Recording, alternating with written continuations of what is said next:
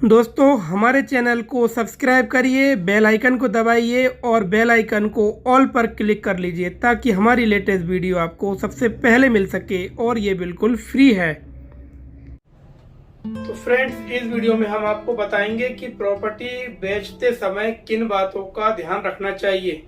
इससे पहले दोस्तों हमने एक वीडियो बनाया था जिसमें हमने आपको बताया था कि प्रॉपर्टी को खरीदते समय जो है किन बातों का ध्यान आपको रखना चाहिए। लेकिन ये वीडियो जो है प्रॉपर्टी अगर आप कोई बेच रहे हैं, मान लीजिए कोई मकान है आपका या कोई प्लॉट है, जमीन है, उसको बेच रहे हैं तो आपको किन बातों का ध्यान रखना चाहिए। तो हेलो दोस्तों, मेरा नाम है एडवोकेट राजेश लोधी और आप सभी का स्वागत है हमारे चैनल पर। दोस्तों, सामान्य तौर पर लोग ये सोचते हैं कि प्रॉपर्टी बेचते समय सिर्फ उनको जो है पैसा टाइम पर मिल जाए, इसके अलावा जो है और कोई बातों का जो है कोई व्यक्ति ध्यान नहीं रखते हैं। लेकिन यहाँ पर हम आपको कुछ इम्पोर्टेंट कानूनी टॉपिक्स हैं, लीगल पॉइंट्स हैं जो आपको हम इस वीडियो में बताने वाले हैं। तो आपको जो है कोई प्रॉपर्टी आप बेचते हैं तो उसको बेचते समय अगर ये पॉइंट का आप ध्यान रखेंगे तो आप जो है बड़ी मुसीबत से बच सकते हैं। तो सबसे पहला जो पॉइंट है दोस्तों कि आपको किसी भी व्यक्ति को आपकी जमीन के प्लॉट के ओरिजिनल पेपर्स नहीं देना है। जी हाँ दोस्तों, अक्सर जो है होता यह है कि कोई भी प्रॉपर्टी अपन बेचते हैं तो बेचने के लिए जो खरीदार व्यक्ति होता है वो आपसे जमीन के पेपर मांगता है। तो जब भी कोई व्यक्ति जमीन के पेपर आपसे मांगे तो आप उसको फोटोकॉपी कराइए और फोटोकॉपी के बाद में उसको क्रॉस करिए और क्रॉस करने के बाद में वो पेपर उस व्यक्ति को दीजिए। अगर कोई सौदा तय हो जाता है उसके बाद भी आपको उसको ओरिजिनल पेपर नहीं देने हैं। आपको जो है ओरिजिनल पेपर जब रजिस्ट्री का स्लॉट बुक हो जाता है और रजिस्ट्री के समय रजिस्ट्रार ऑफिस आप जाइए, आप पेमेंट लीजिए और पेमेंट लेने के बाद उसको ओरिजिनल पेपर दीजिए। तो अगर आप इससे पहले किसी व्यक्ति को अपनी जमीन के ओरिजिनल पेपर देते हैं तो आप जो है बड़ी मुसीबत में फंस सकते हैं और उनका मिसयूज हो सकता है। तो दोस्तों, इसके अलावा आपको एक बात और ध्यान रखनी है कि अक्सर हम देखते हैं कि आजकल लोग क्या करते हैं, किसी व्यक्ति ने पेपर मांगे प्रॉपर्टी के तो वो अपने मोबाइल से फोटो खींचते हैं और उसका पीडीएफ बना करके कलर प्रिंट को जो है व्हाट्सएप पे भेज देते हैं या मेल के जरिए भेज देते हैं। तो ये भी आपको नहीं करना है। आपको कभी भी कलर प्रिंट अपने जो प्रॉपर्टी के पेपर हैं उनको किसी को नहीं देना चाहिए। आपको जब भी कोई पेपर देना है आप उसकी फोटोकॉपी करिए और क्रॉस करके किसी व्यक्ति को दीजिए, नहीं तो कलर कॉपी का मिसयूज होने के चांस काफी ज्यादा बढ़ जाते हैं। अब यहाँ पर हम आपको दूसरा पॉइंट बता रहे हैं कि मान लीजिए आपकी संपत्ति को 4 लोग मिलकर के खरीद रहे हैं, तो जब आप एग्रीमेंट करवाते हैं तो उस एग्रीमेंट में इस बात का जिक्र जरूर करिए और उन चारों व्यक्तियों के नाम एड्रेस जरूर लिखवाइए एग्रीमेंट में। नहीं, अक्सर होता यह है दोस्तों कि एक व्यक्ति के नाम पर एग्रीमेंट हो जाता है और रजिस्ट्री के समय जो है 4 व्यक्ति अपने नाम रजिस्ट्री में दर्ज करवाते हैं। उससे भी काफी दिक्कतें आती हैं, पेमेंट का भी इशू उसमें आता है दोस्तों। इसके अलावा होता यह है कि मान लीजिए 4 व्यक्ति हैं, क्रेता जो है 4 व्यक्ति हैं और आपकी संपत्ति को चारों मिलकर खरीद रहे हैं, तो उसका जो पेमेंट का शेड्यूल है उनको बराबर पेमेंट उसको देना चाहिए।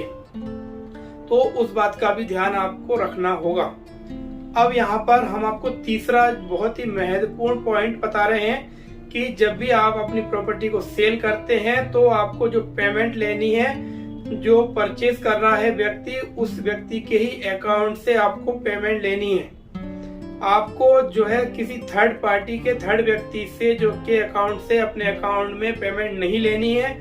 अगर आप किसी दूसरे व्यक्ति के खाते से अपने खाते में पेमेंट लेते हैं तो आप जब कोई फ्रॉड की स्थिति बनेगी तो जब तीसरे जो थर्ड पार्टी है वो ये कह सकता है कि मैंने जो है इस व्यक्ति को उधार पैसे दिए थे और ये व्यक्ति है मेरे पैसे वापस नहीं कर रहा है और आप पर जो है केस दर्ज करवा सकता है।